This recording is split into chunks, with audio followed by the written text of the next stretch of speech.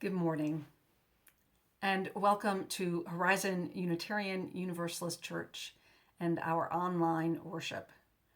I am the Reverend Laura Brandis, minister of this congregation, and I welcome you this morning to church. I welcome you this morning to a special celebration of our ministerial intern, the Reverend Dr. Aya Dulm. Horizon is a teaching church and has been since 1997. We have taught 12 interns, including me. I was an intern here in 2009 and 2010. So it is our legacy to train up Unitarian Universalist ministers, and we're pretty proud of that. So I hope you can join us this morning at our virtual coffee hour at 11:30. We will celebrate Aya and we will say goodbye. I also this morning want to talk with you briefly about the Reverend Susan Frederick Gray's statement from the Unitarian Universalist Association this week that she released.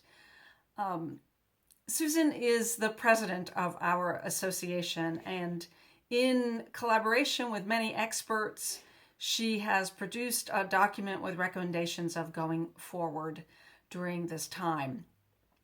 It's confusing because we have CDC guidelines, we have the federal government, we have local government, and a lot of these things are contradictory right now. So Susan has produced these guidelines for our denomination that as your leadership, the board of trustees, the circle coordinators, the staff, and I are looking at and making our decisions within that context.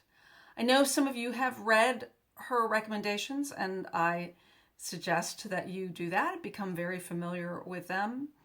One of the things that I think has been hard to listen to this week is that she is suggesting that we are prepared to provide online virtual experiences for about a year. That's hard to hear. It's hard for me to hear that as your minister. I think Horizon is prepared to do that, and we will continue to experiment, to innovate, to understand what that means, to have flexible staff who maybe change what they thought the fall would look like.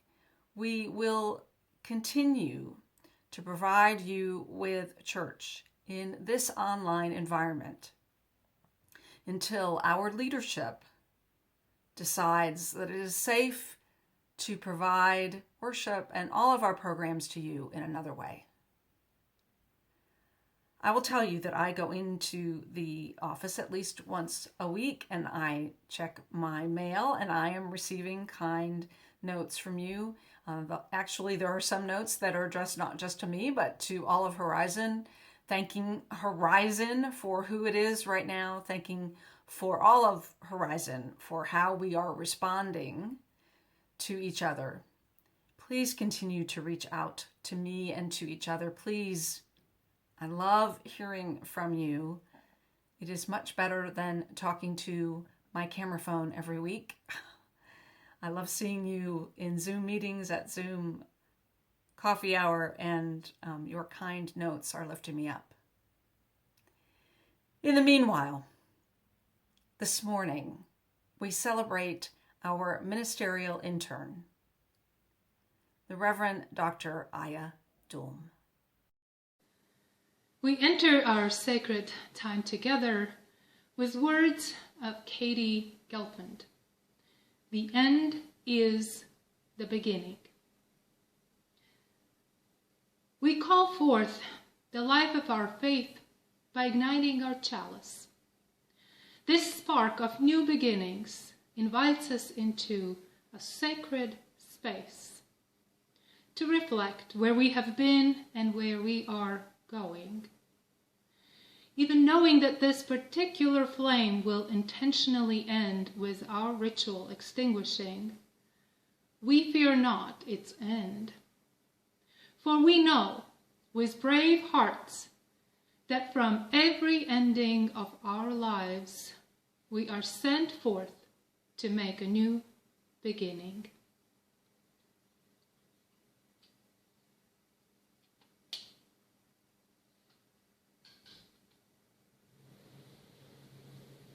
Please join me in the affirmation of our church. Love is the doctrine of our church. The quest of truth is its sacrament, and service is its prayer. To dwell together in peace, to seek knowledge in freedom, to serve humanity in harmony with the earth. Thus do we covenant together.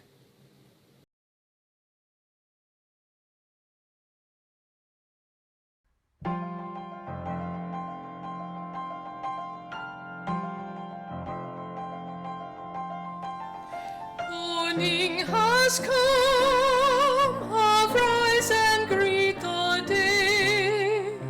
Dance with joy and sing a song of gladness. The light of hope shines upon each face. May it bring faith to guide our journey home.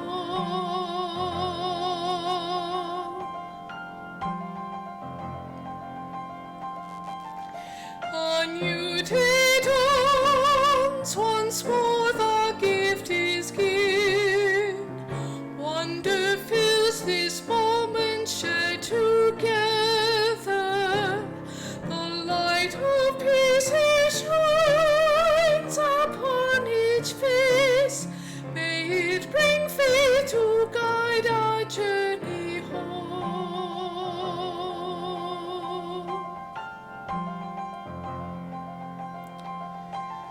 Open our eyes to see that life abounds. Open hearts to welcome it among us.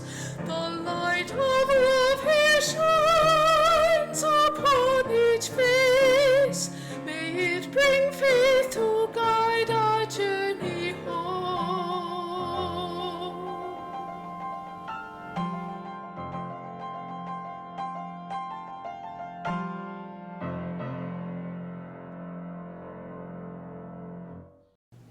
Did you know you can make a difference in our local community even if you're limiting your time outside your home?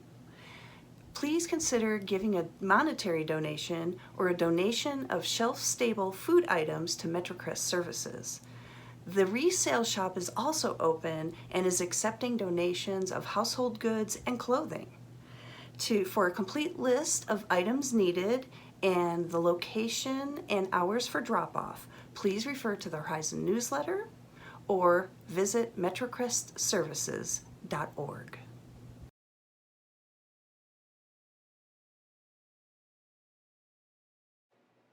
I have a couple questions for you to start with. Do you know what a threshold is? Let me use the dollhouse behind me to show you the threshold. So the threshold is where the cat is. The threshold is a place in and halfway out of a place. And usually there's a door right in between. So the cat was on the threshold. And speaking of thresholds, there's a movie and a book series about thresholds called The Lion, the Witch, and the Wardrobe. Are you familiar with them? Well, I'm going to tell you a story from Molly Hausch Gordon called Beyond Every Door that has to do with thresholds and has to do with Narnia. So, do you remember the part in the first book, in the first movie, when the youngest child, Lucy, was playing hide and seek and discovered Narnia? So, recall she was looking for the perfect place to hide from her brothers and her sister. And she saw this wardrobe. A wardrobe is a closet on legs that's not built into the wall. And she went through the doors of the wardrobe. And when she got to the back of it, suddenly she was in a whole nother world. She was in the magical world of Narnia. So wouldn't it be interesting if there were a magical world beyond every door? Do you remember in the book or in the movie when Lucy opened the door to Narnia? The door didn't look like anything special. It was just a boring door to a wardrobe, and the wardrobe was just full of clothes and shoes and other things. But once she was across the threshold, it was magic. Lucy already had one foot in Narnia before she even realized what was happening. And many of the thresholds in our lives are like this. We don't know that we've already crossed into another world until we're halfway there. The door of a church, for instance, takes us down a pathway of growth we might never have expected. The door of a doctor's office suddenly opens out into a life with a hard diagnosis. A restaurant door opens out onto a first date and echoes forward into the relationship of a lifetime. A beloved person's door closes behind you and sends you out into the world heartbroken. The door to a library or a gym or a dance studio opens up you to a life's passion you might never have experienced otherwise. So we cross these thresholds every day of our lives, for good or for ill, in joy, in sorrow, in bittersweet truth. Truly, even our own front door is a great threshold. No matter how familiar it is, no matter how familiar the worlds within and without may be. So given our lives of constant change, and oh my goodness, there is a lot of change these days, every day we open that same old door again, only to step out into a world that is new since the day before. In this way, there is a new world behind every door, awaiting our discovery, if we only encounter it as such. And now, let's see some pictures of Horizon folks on their thresholds.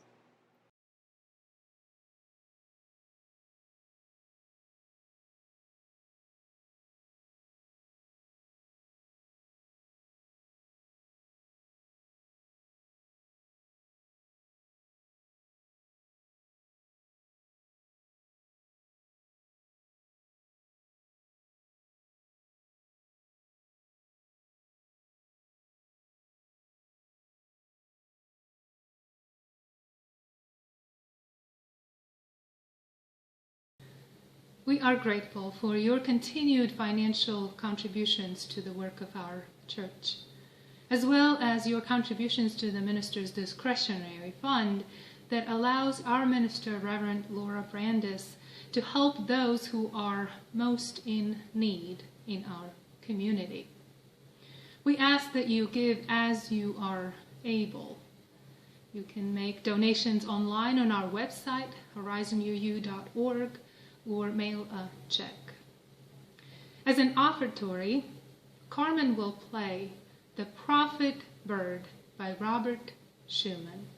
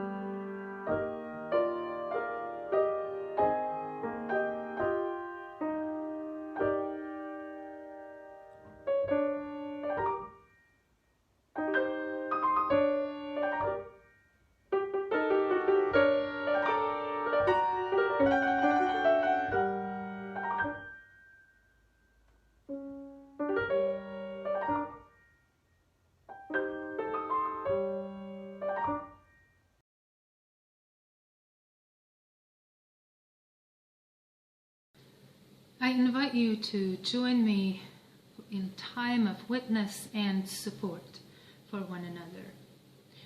With love in our hearts and our minds, we journey with one another through joys and sorrows that life brings. This morning, we hold in our hearts people in Afghanistan after the attack at the maternity hospital, as well as people in Philippines affected by the typhoon, and we send our love to them. We also hold in our hearts all who are ill, and we grieve with families who have lost their loved ones because of coronavirus. And we extend our care and support to those who are otherwise affected because of the pandemic. As we hold these concerns in the sacred space of our community, let us honor those joys and concerns that remain unspoken, yet live in the silence of our hearts.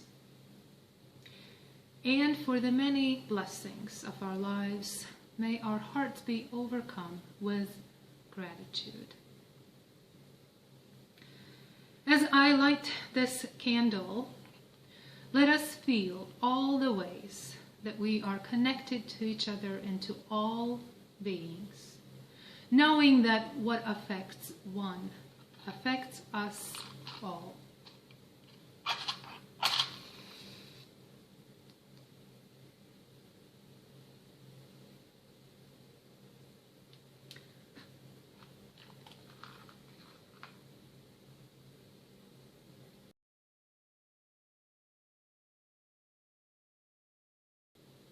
Please join me in time of meditation and prayer to still our minds and open our hearts. If you feel comfortable, you may close your eyes or just let them rest. Breathe with me.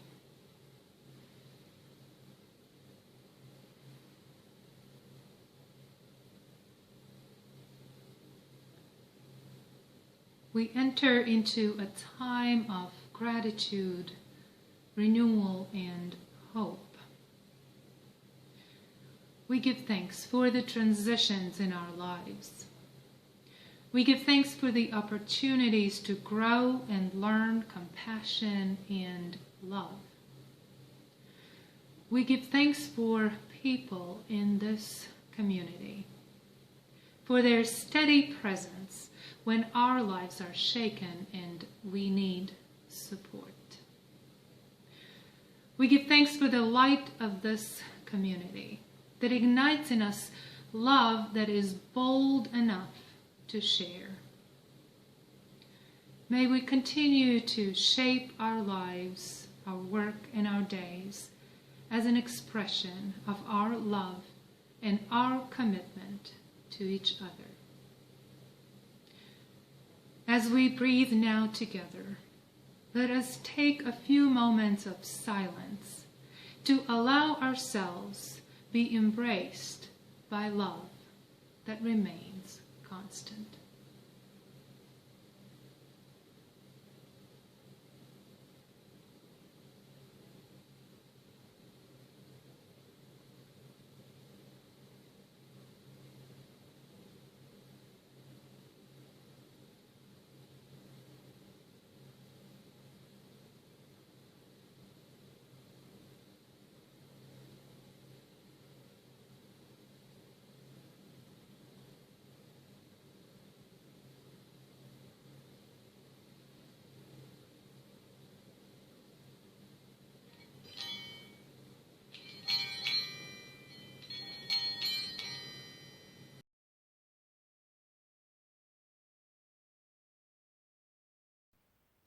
The reading this morning comes from the Reverend Eric Walker Wickstrom. He is a Unitarian Universalist minister, and he has these words for us this morning. If you are who you were, and if the person next to you is who they were, if none of us has changed since the day we came in here, the day we came to this church, then we have failed. The purpose of this community, of any church, temple, zendo, mosque, is to help its people grow. We do this through encounters with the unknown in ourselves and in one another, in the other, whoever that might be for us, however hard that might be. Because these encounters have many gifts to offer. So, may you go forth from here this morning, not who you were, but who you could be. So may we all.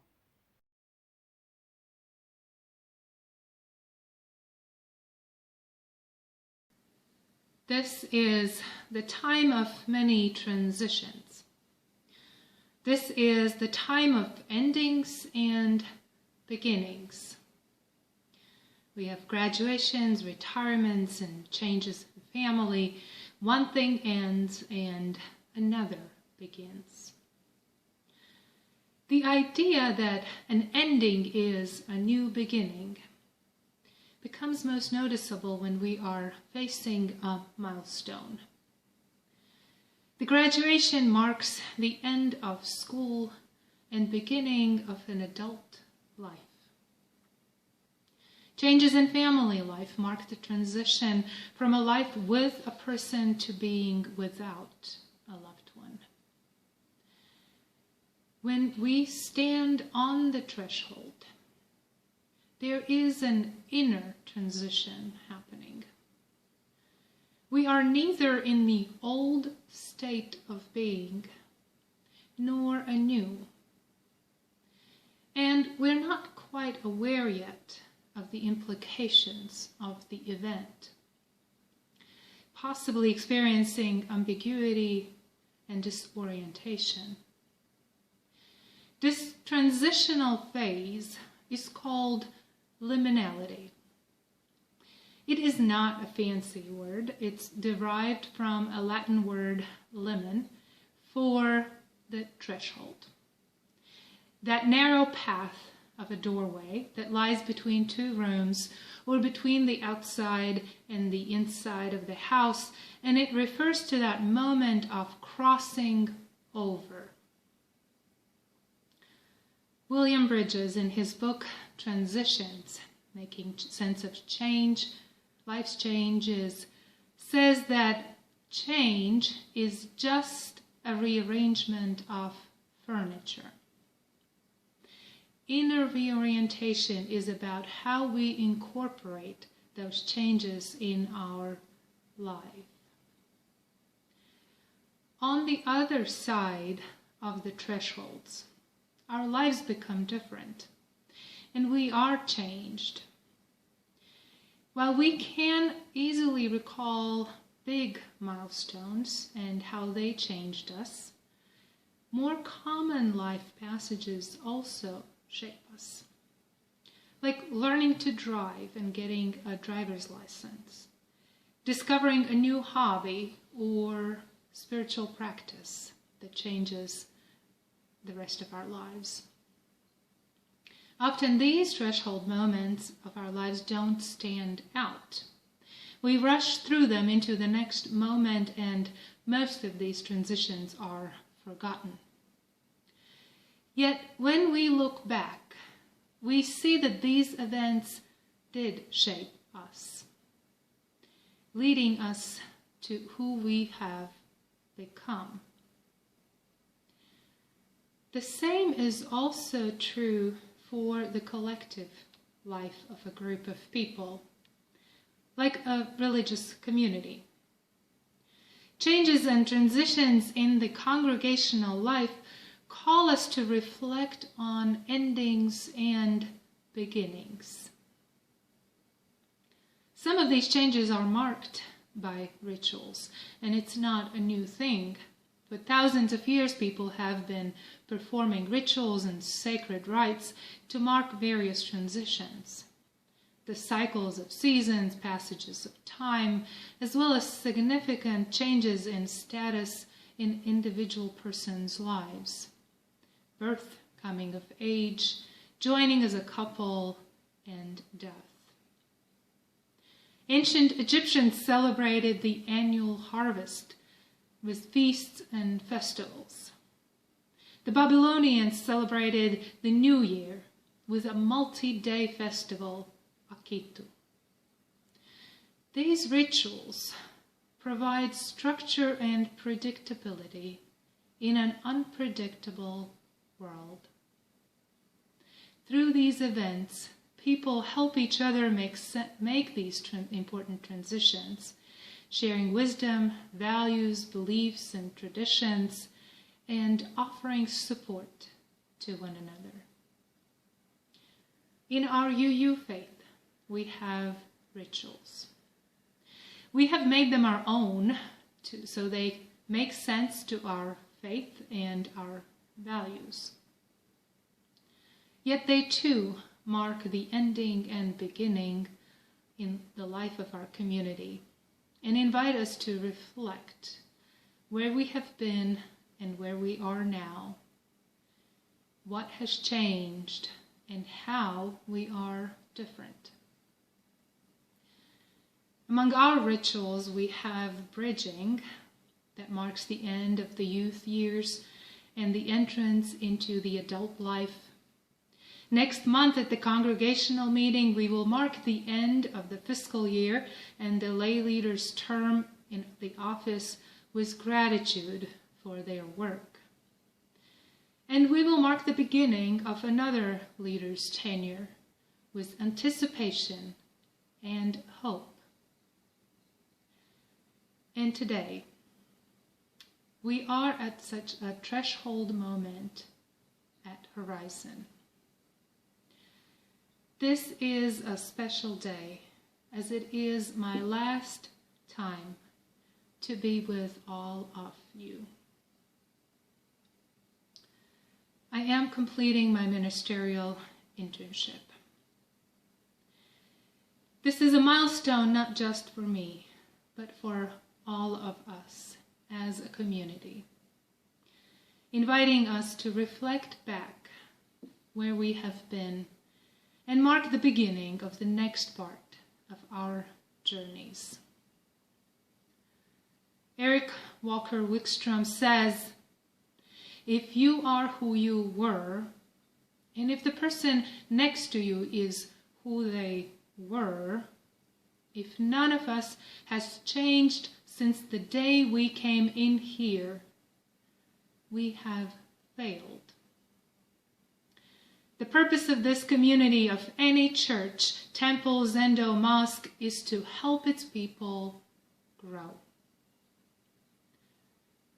I have grown, and I hope you did too. Together we learned from each other through worship, religious education classes, and social justice work. Many of you joined the UU history class and the Spirit of Justice discussions that I led earlier this year. We have had fun, and we have had some challenging and daring conversations on various matters. We also experienced some difficult losses this year.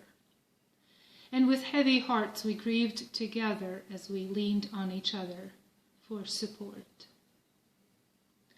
All these experiences have affected us. They have changed me. I observed a mature congregation that has done well with its governance, stewardship, and community support. I was touched by your generosity and patience as we navigated through the technological wonders.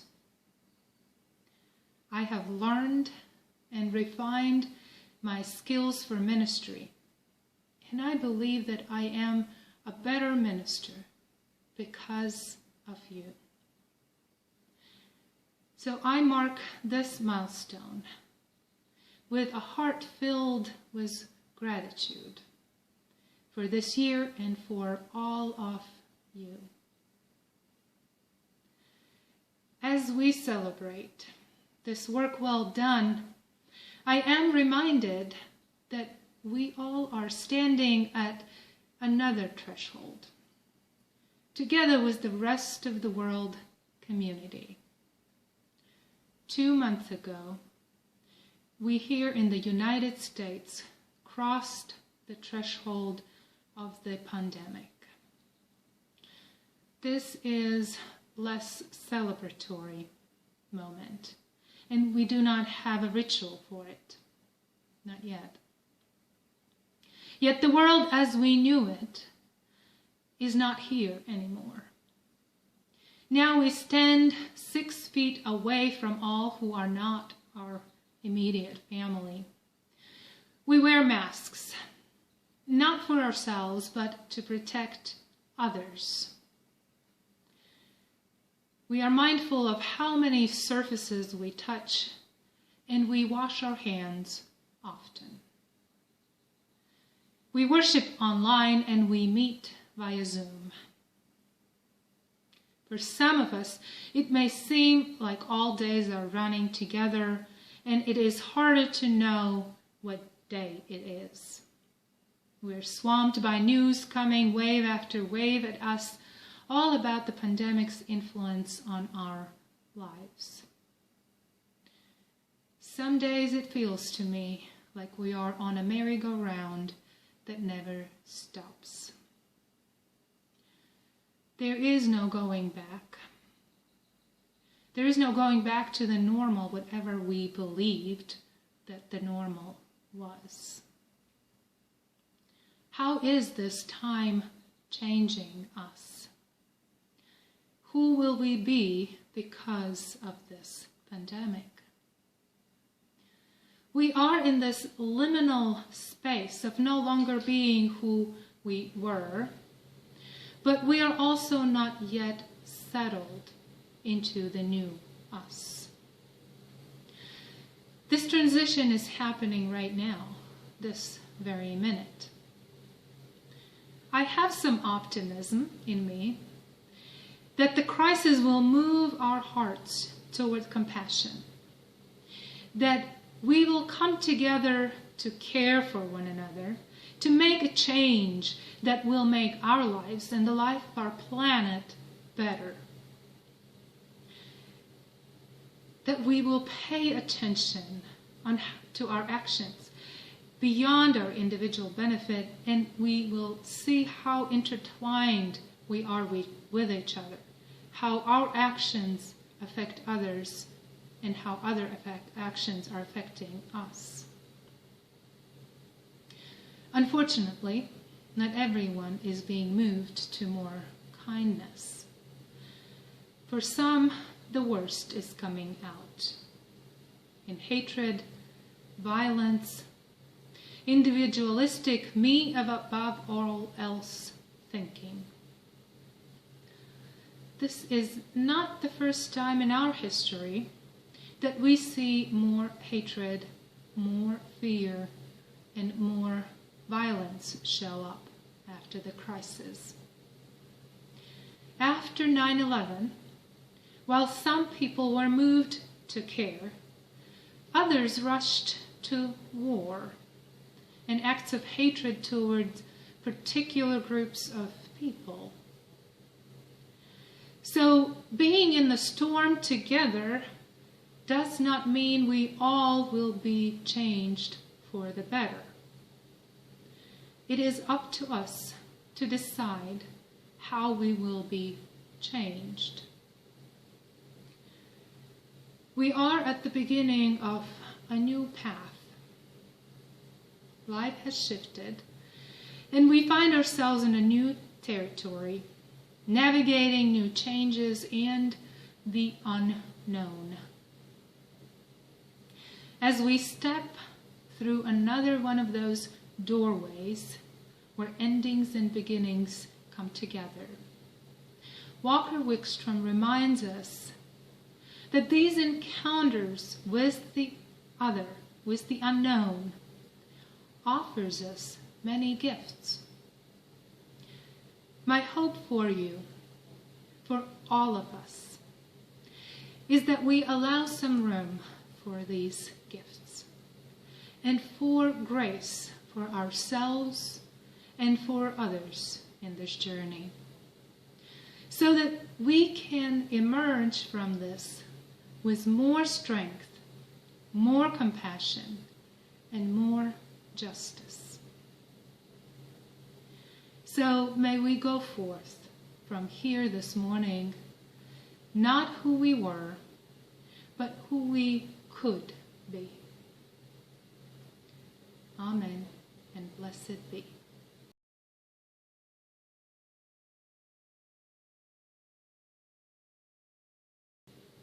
As we extinguish the chalice, I invite you to join me in saying our mission words that I hope you have already memorized.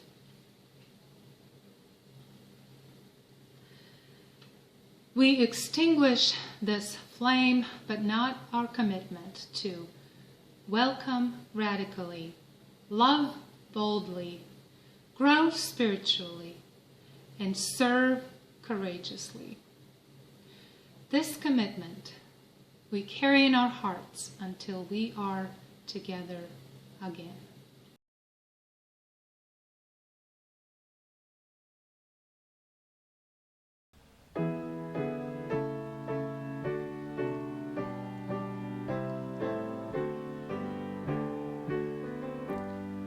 Sing out praises for the journey, pilgrims we who carry on. Searchers in the soul's yearnings, like our forebears in their time. We seek out the Spirit's wholeness in the endless human quest. Look inside your souls, the kindling of the heart thy pilgrims knew. Find the Spirit always restless, find it in each mind and heart. Touch and hold the ancient yearning, kindling for a new-found truth. Stand we now upon the threshold, facing futures yet unknown.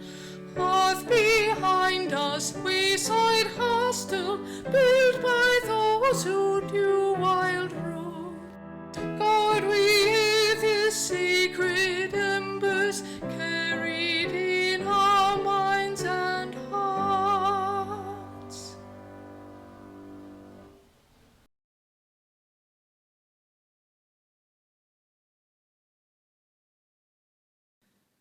So may we go forth from here this morning with hearts full of gratitude for the thresholds in our lives that invite us to change. May we each become the person we want to be. And in doing so, may we as loving people become a congregation that we want to become. So we go, not who we were, but who we could be. So may we all